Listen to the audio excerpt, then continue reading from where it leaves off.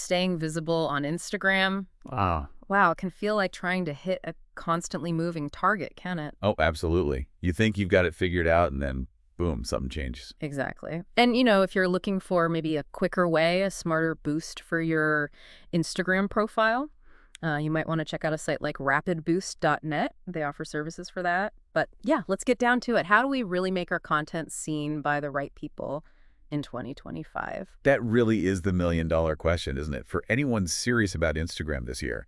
And what's interesting, maybe even a bit surprising, is that a big part of the answer still involves something that feels, well, almost old school. Hashtags. Hashtags still, Yeah. really, with everything going on, you know, algorithms loving video, collaborations popping up everywhere. Are those little pound signs still that important? They really are. Yeah. It might seem counterintuitive, but they're foundational. Okay, so this deep dive then, it's all about mastering Instagram hashtags specifically for 2025. We've waded through a pretty detailed guide to pull out the key strategies, you know, the stuff that can actually move the needle on reach and engagement. Precisely. Our mission today is to give you a really clear picture. Why do hashtags still matter? What's actually changed? And, crucially, how do you build a winning strategy for this year, for 2025, without getting totally overwhelmed by all the advice out there? All right, let's dig in. Why are hashtags still so important? It feels like the visual is everything now. Well, the visual is definitely king, no doubt about that. But hashtags, think of them as like the signposts, or maybe GPS coordinates for your content on Instagram's huge map. GPS coordinates. Oh, okay, I like that analogy. When you use relevant hashtags, you're basically telling the algorithm, hey, this post is about this specific thing. It makes it discoverable for people who are actually looking for that topic or interested in it. So they're like little flags saying, look over here if someone's searching for, say, vegan recipes. Exactly like that. And, the data actually backs this up. The Hootsuite Global Digital Report found that posts with even just one hashtag, they get about 12.6% more engagement on average. Wow, 12.6%. That's Yeah. That's actually pretty significant just for adding a tag. It really is. It shows how hashtags help new audiences stumble across your stuff, both when they search directly and also when they're just browsing those explore feeds that Instagram puts together. Right, the explore page. Okay, that makes sense. But I mean, I've definitely heard that the old advice just, dump a huge list of trending hashtags that doesn't really work anymore. What's shifted? What's different in the last year or so? You're absolutely right. That scattergun approach, it's dead. In fact, it can actually hurt you now. Hurt you? Instagram's algorithm, its AI, it's gotten way smarter. It now really prioritizes relevance and the intent behind why someone is searching, much more than just the sheer number of tags you use. Oh. So if you're just stuffing like 30 generic, super popular hashtags into your caption, things like hashtag love or hashtag photo of the day, Right. the AI is pretty likely to see that as spammy. Ah, spammy. Right. And it might even limit your post's visibility because of it. That's what people sometimes call a shadow ban. A shadow ban. Yeah, I've heard that term. Sounds a bit scary. What does that actually mean for my post? It basically means your posts become much harder for people who don't follow you to find. Sometimes almost impossible, even if they search for the exact hashtags you used. Yikes. Okay, so no more hashtag stuffing. Definitely not. The focus now is much more on using specific hashtags, maybe even branded ones, that genuinely describe your content and resonate with the audience you're trying to reach. So quality over quantity, really. Exactly. The brands and creators who are nailing this, using fewer, more targeted tags, they're seeing much better, more meaningful interactions. So it's shifted then, less about just getting any follower and more about connecting with the right people, the ones who are genuinely interested. Precisely. Hashtags in 2025 are much more about finding your tribe, fostering discovery within specific niche communities, connecting you with users who actually care about your specific area, rather than just puffing up follower counts with people who might scroll right past your next post. Okay, got it. Ditch the broad stuff, get laser focused. Makes sense. So, practically speaking, how do we build a hashtag strategy that actually works now in 2025? What's the checklist? Right. Let's break it down. First things first. Your research needs to go way beyond just the obvious tags. Forget hashtag Instagood, forget hashtag love. Because everyone uses them. Exactly. The volume is just insane. Your post gets buried in seconds. You need to think more strategically in categories. Categories, like what? Okay, so you got industry tags. These are specific to your field, right? Yeah. Like hashtag sustainable fashion or maybe hashtag mindful marketing. Okay, industry. Then location tags. Super important if you're a local business or targeting a specific area. Think hashtag NYC Fit Moms or hashtag Berlin Creatives. Makes sense for local reach. Absolutely. Then there are community tags. These tap into those smaller, really passionate groups around shared interests. Things like hashtag Bookstagram or hashtag plant parents. That's often where the real engagement happens. Ah, the niche communities, like finding your people. Exactly. And finally, branded hashtags. These are unique to your brand or maybe a specific campaign, like hashtag Adobe Creative or, maybe something like hashtag Teen Rapid Boost if a company wanted to build community. These help collect user content too. Okay, those categories are really helpful. Industry, location, community, branded. But how do we actually find these better, more niche hashtags? It's not always obvious. Good question. You've got a few tools. Instagram's own search bar is actually a decent starting point. Type in a keyword related to your post, see what suggestions come up, and look at the post counts next to them. Right, the little numbers. Yeah, those give you a sense of scale.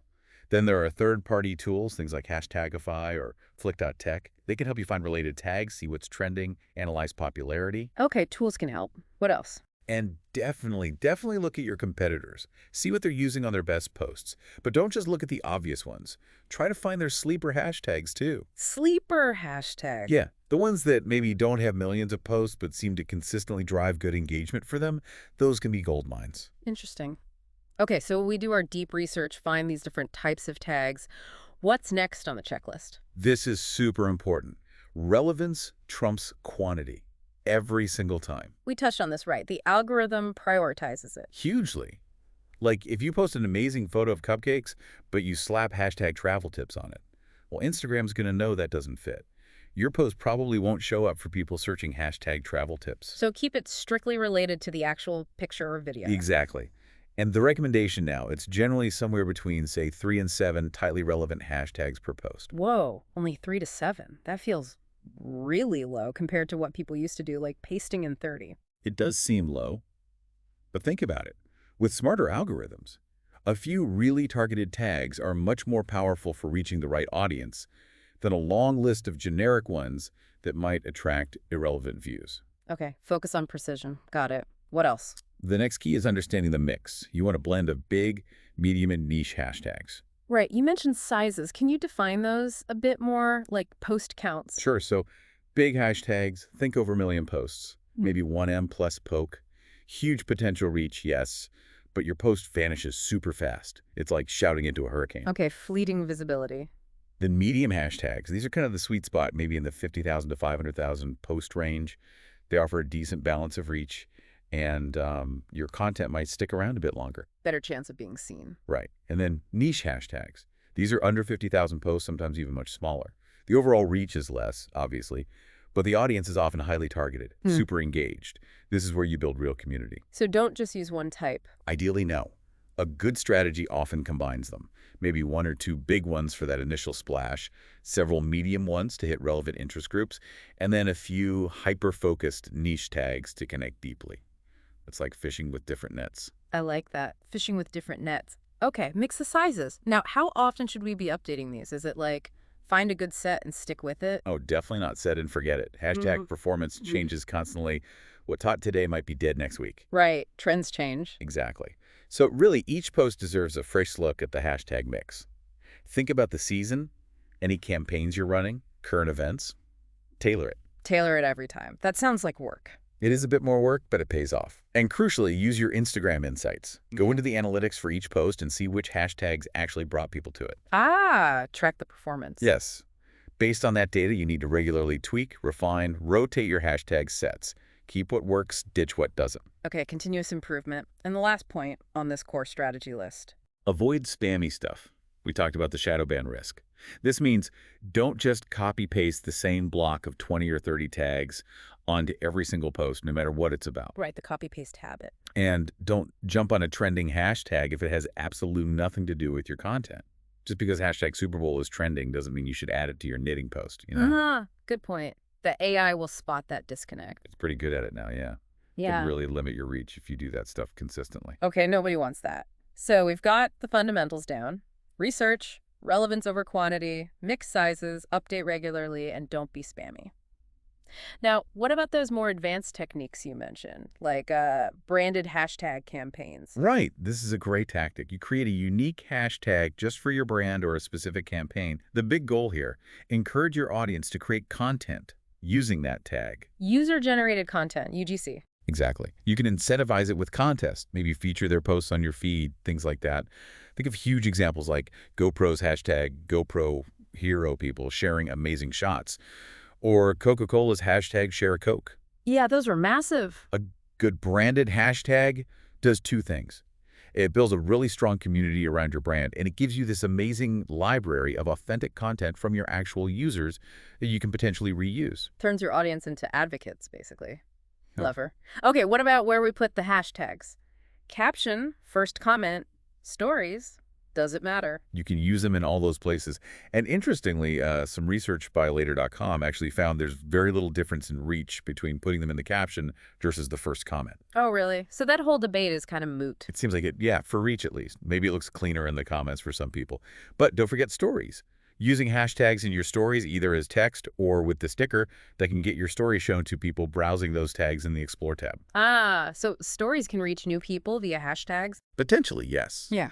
It's another discovery surface. So definitely worth using relevant tags there too. Good tip. Okay, you also mentioned hyperlocal and real-time tags. How do those work? These are all about boosting your relevance in specific moments or places. So if there's breaking news in your industry or a big event happening, using the relevant event hashtag like hashtag Oscars 2025, hypothetically, or hashtag Tokyo Tech Conference can get you seen by people following that specific event right then and there. Tapping into timely conversations. Exactly. And hyperlocal is similar, but for geography. If you're a local coffee shop or you're at a farmer's market, using tags like hashtag Brooklyn Brunch or hashtag LE Art Walk connects you instantly with people nearby who are probably more interested in what you're doing. Be discoverable where and when it counts most. That's the idea. And the last advanced tip was about avoiding banned or broken hashtags. This sounds important. It is. Sometimes certain hashtags get, well, compromised. Maybe they get flooded with spam or used for content that violates Instagram's rules. When that happens, Instagram might shadow ban the tag itself. So posts using it just don't show up. Pretty much. Your post won't appear in searches for that tag. So it's always smart to do a quick search for a hashtag before you use it. Just tap it in the search bar. And what should I look for?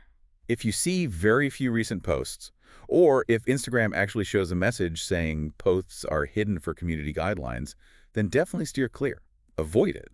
Surprisingly, even seemingly normal tags like hashtag beautyblogger or hashtag adulting have apparently had issues in the past. Wow. Okay, so always do a quick check before adding a tag to your list. Good advice. Right. So we're being smart, we're being strategic. How do we actually know if it's working? How do we measure success? Instagram Insights is your best friend here. Inside the app, for each post, you can drill down into the analytics. Yeah, the View Insights button. Exactly. And in there, it'll actually tell you how many accounts were reached, specifically from your hashtags. Oh, it breaks it down. That's useful. Super useful. That's a key metric. Track it over time. See which posts and which hashtag sets are driving the most reach via tags. That tells you what's resonating. Okay, so check insights regularly. What else can we do to optimize? Try creating themed sets of hashtags. Like maybe you have set for product launches, another for behind-the-scenes stuff, one for ticks. Huh. You get the idea. Group them by content type. Right. Then you can rotate these sets between similar posts. Maybe track it in a simple spreadsheet. Which set performed better for, say, your tutorial videos? Over time, you'll see patterns. You'll identify your winning combinations for different kinds of content. That's systematic, almost like having different recipes to test. What about A/B testing? Can we do that with hashtags? You absolutely can. It takes a bit more control, but it's powerful. The idea is to post two very similar pieces of content, maybe two photos from the same shoot, posted around the same time of day. Keep everything else the same. As much as possible, yeah. Uh-huh. The visual, the caption style, the timing, but use a completely different set of hashtags on each post. Okay, so the only major variable is the hashtag set. Exactly. Then you compare the insights for both posts. Which one got more reach from hashtags? Which got more engagement? It's a direct head-to-head comparison, a really data-driven way to see which hashtag strategy is more effective for that specific type of content. That's smart. Requires a bit of planning, but gives clear answers. Now, you mentioned a case study earlier, Sweet Street Bakery. Tell us about that. Yeah, Sweet Street. They're a small bakery, I think, in Boston. They were kind of stuck around 800 followers. Engagement wasn't really growing. Plateaued. Happens to a lot of businesses. It does. So they decided to totally overhaul their hashtag strategy. Hmm. They stopped using super broad tags like just hashtag cake or hashtag sweet. Instead, they focused hard on hyperlocal tags, hashtag Boston Bakers, hashtag eLocalBoston, that kind of thing. Targeting their actual potential customer. Precisely. Hmm. And they also created their own branded tag, hashtag Sweet Street Moments, encouraging customers to share photos. And the key, they actually reviewed their hashtag performance every week and made changes. They were consistent with the tracking and iterating, and what happened? The results were pretty amazing. In just 12 weeks, they went from 800 followers to 2,500. Wow. Tripled their followers. Yeah, but more importantly, it translated to actual business. They apparently landed a $4,000 wedding catering order directly from someone who found them through the hashtag Boston Bakers hashtag. No way. $4,000 from one hashtag find. That's incredible. Isn't it? It really shows the power of it. Their big takeaways were doing those regular hashtag checkups and how effective those really specific geo-targeted tags were for reaching local customers. That's a fantastic example. Really drives home the point that this stuff works. Okay, so wrapping this all up, based on everything we've covered, what's the action plan? What are the key steps our listeners should take to build their 2025 hashtag strategy? Okay, let's summarize the action plan. First, define your core topics and who you're trying to reach. Get clear on your niche and audience. Know your purpose. Second, build that hashtag library. Aim for maybe 10, 15 tags per core topic, and make sure you have that mix, big, medium, and niche. Research them. Curate your options. Third, create and promote your unique branded hashtag. Make it part of your identity. Own your tag. Fourth, organize those library tags into logical sets for different content types, launches, tips, community posts, etc. Get organized. Fifth, track. Use Instagram Insights weekly, see what's working, what's not, and iterate. Adjust your sets based on data. Monitor and adapt. And finally, sixth, stay updated. Instagram changes things. Keep an eye on their rules and best practices around hashtags so you don't accidentally do something spammy. Stay informed. Okay, that's a clear plan. So it really is an ongoing process, isn't it? Testing, learning, refining, not just a one-and-done task. Exactly right. Think of your hashtag strategy as a living thing. It needs to evolve with the platform and with your understanding of your own audience. Well, this has been super insightful. Honestly, it's shown there's way more strategy to getting hashtags right than I maybe gave them credit for. They seem small, but they punch above their weight. They really do. So for everyone listening, maybe take some time this week. Look at your own hashtag habits on Instagram. Are you still just copying and pasting? Could you be more targeted? Maybe try researching some niche tags for your next post, or even brainstorm that branded hashtag. Yeah, experiment a little. Definitely.